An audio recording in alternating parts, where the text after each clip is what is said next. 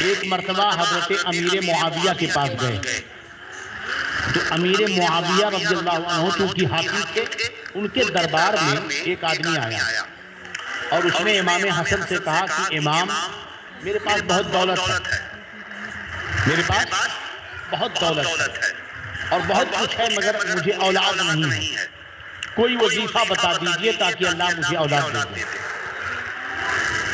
حضرت امام حسن نے فرمایا استغفر اللہ استغفر اللہ استغفر اللہ کثرت سے پڑھو۔ اس آدمی نے پڑھنا شروع کیا، خوب پڑھا، یہاں تک کہ روزانہ اس نے اپنی عادت بنا لی 700 بار کلمہ استغفار پڑھنے کی۔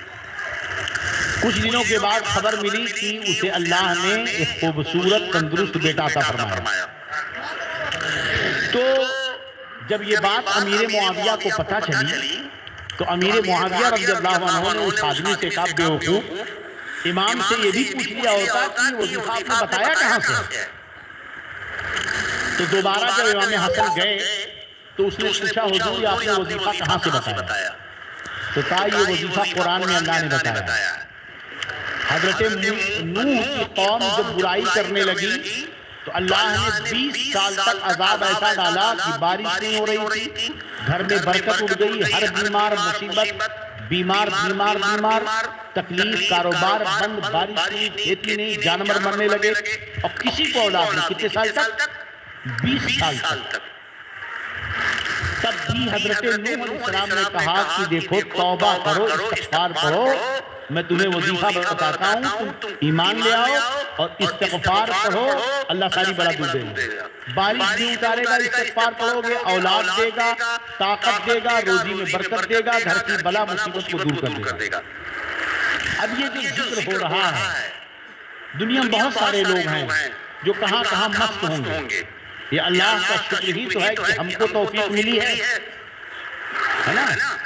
اب یعنی کہ اگر روزی نہ چلے تو استغفار، دکان نہ چلے تو کلمہ استغفار، ذکر اللہ کا، اولاد نہ ہو تو ذکر اللہ کا 700 بار۔ سب سے بہتر ٹائم کون سا ہے؟ فجر اور کی سنت اور فرض کے بیچ میں، جلدی اٹھیے، فجر پڑھیے، 700 بار استغفر اللہ ربی من کل ذنب واتوب الیہ پڑھو، پھر اس کے بعد فرض پڑھو۔ سب سے بہتر ٹائم کتنی بار؟ 700 بار۔ ایک چیز۔ دوسرا یہ تمہیں واقعہ نہیں سنا رہا، اب واقعہ سن لو، ختم کر رہا ہوں۔ ایک کچرے کا ڈبہ تھا، کیا تھا؟ بچیاں سن رہی ہیں؟ کچرے کا ڈبہ تھا، کتے کسی چیز کو نوچ رہے تھے کچرے کے ڈبے سے، اور وہاں سے آہستہ آہستہ کو کی آواز آ رہی تھی۔ چند لوگ دوڑے اور کتوں کو بھگایا تو دیکھا کہ ایک 2 مہینے کا بچہ یا 1 دن کا بچہ جو کچرے میں پڑا ہوا ہے اور کتے اس کا منہ کے پاس، یہاں آنکھ کے پاس نوچ رہے تھے اسے، اور بچہ رو رہا تھا۔ تو لوگوں نے اٹھایا، ہاسپٹل لے گئے، علاج کیا، ڈاکٹر نے فوراً، بچہ بچ گیا۔ بچہ کیا ہوا؟ بچ گیا، مگر کتوں نے نوچا تھا تو اس کی آنکھ چلی گئی۔ آنکھ کیا ہو گئی؟ خراب ہو گئی۔ بچہ تندرست ہے، ٹھیک ٹھاک ہے، اب بڑا ہوگا تو آنکھ اس کی ایک نہیں رہے گی۔ نہیں سمجھے؟ کیا سمجھے تو؟ ماں باپ کے پیر دھو کر پیو، وہ بھی تو کسی ماں باپ کا بچہ تھا نا، ماں باپ کا بچہ پھینک دیا، کتوں نے نوچا تو آنکھ پھوٹ گئی اس کی، علاج کرایا گیا، بچ گیا۔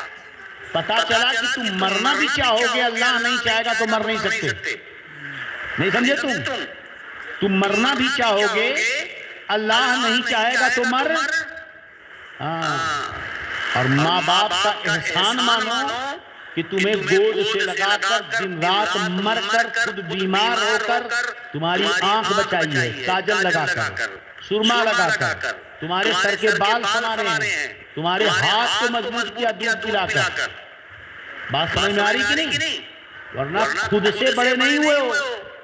ایک کتے اگر پھینک دیتے اٹھا کر، سوچو اس نے کیا کیا اور ہم نے کیا کیا؟ وہ جو کچرے میں پڑا بچہ تھا اس نے کیا کیا؟ غلطی تو ماں باپ کی تھی، اس کی کیا غلطی تھی؟ لیکن آنکھ گئی نا اس کی آنکھ گئی نا۔ ایسے ہی اگر تم بیمار ہو جاؤ اور ماں باپ پھینک کر چلے جائیں شاپنگ سینٹر، سٹی سینٹر، اور آنکھ خراب ہو جائے تب، ایک اسٹاک آ جائے، تم گھر میں بیمار پڑے ہو، ماں باپ گئے گھومنے، یہ تم کو کوئی فکر نہیں ہے ماں باپ کی، ایسے ماں باپ فکر نہ کریں۔ تم بیمار تھے، بخار تیز تھا، ماں باپ چلے گئے شاپنگ سینٹر، بخار خود جم کے آیا، اسٹاک ایک آدھا ایریا غائب، اب گھومو۔ مگر ماں باپ اپنا کام چھوڑتے ہیں، اپنا کام چھوڑتے ہیں، اور جو کچھ کرتے ہیں تمہارے لیے کرتے ہیں، اس لیے ان کے پیر ہاتھ دھل کر، وہ کیسا بیٹا ہے، اسے مر جانا چاہیے کسی کے بچے کے پیشاب میں ڈوب کر، جو ماں باپ کو الٹا جواب دیتا ہو۔ ان کا احسان مانو، اور اس سے بڑھ کر احسان مانو اللہ کا۔ یہ جو ذکر کیے ہو، یہ نیت مت رکھو کہ ہمارا پھلا کام بن جائے، ارے اللہ راضی ہو جائے سارا کام بن جائے گا۔ نیت رکھو کہ اللہ راضی ہو جائے۔ اب اس سے ماں باپ سے بڑا احسان کس کا ہے؟ اللہ کا۔ کیوں؟ اس لیے کہ اس بچے کو بھی ماں باپ اللہ نے دیا تھا، جو اسے اٹھا کر کچرے میں پھینکا ہے، اور تمہیں بھی اللہ نے ماں باپ دیا ہے، جو تمہیں گود میں لے کر پیار سے بڑا کرتے ہیں۔ تو کس کا کرم ہے؟ اللہ کا۔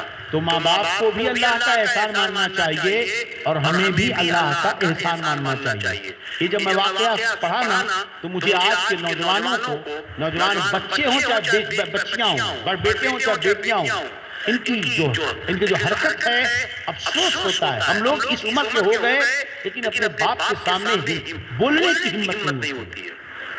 اس عمر میں ہم لوگ، جبکہ ہم پروگراموں میں بڑے بڑے سیٹوں کو ڈانٹ دیتے ہیں، ہاں سیدھا ڈانٹ دیتے ہیں، اگر ذرا سا الٹا سیدھا بولا نکلو یہاں سے، لیکن باپ کے سامنے ہمت نہیں ہوتی بولنے کی۔ لیکن آج کے بچے اس قدر الٹے سیدھے حرکت ہے۔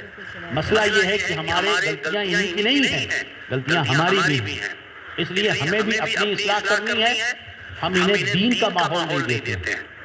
دین کا ماحول کتنی بار ہم نے اعلان کیا، گھر میں جو بچیاں ہیں نوجوان، جمعہ میں ایک اعلان ہو تو گھر میں میسیج ہی نہیں جاتا، ہاں کوئی اٹان پٹانگ لفڑے والا ہو تو گھر میں پہنچ جاتا میسیج۔ ہمیں چاہیے کہ اپنے بچوں کو دینی ماحول دیں۔ ہم نے کہا کہ بیٹیوں کو آپ جو گھر میں ہیں، جو ڈگری وغیرہ کر رہی ہیں، اگر 2 گھنٹہ وہ فری رہتی ہیں تو انہیں گھر میں مت بٹھائیے، انہیں بھیجیے 1 گھنٹہ 2 گھنٹہ انہیں دینی ماحول ملے گا۔ وہ کم سے کم نماز، روزہ، قرآن صحیح سے پڑھنا، تاکہ اپنے بچوں کو، جیسے آپ اسکول پڑھاتے ہو بیٹیوں کو تاکہ وہ اپنے بچوں کو اسکول پڑھا سکیں، تو ہمیں یہ بھی تو سوچنا چاہیے کہ اپنی بیٹیوں کو قرآن پڑھا دیں صحیح سے، تاکہ وہ اپنے بچوں کو قرآن صحیح سے پڑھائیں۔ دعائیں آپ کرا دیں تاکہ اپنے بچوں کو دعائیں آپ کرائیں۔ یہ سب بہت ضروری ہے۔ آج ہمارا حال کتنا خراب ہے، ہمارے دشمن، ان کے ہم مذہبی جنون دیکھ لو، اگر یہی ان کے ہاں ہوتا تو راستے میں جگہ نہیں ملتی۔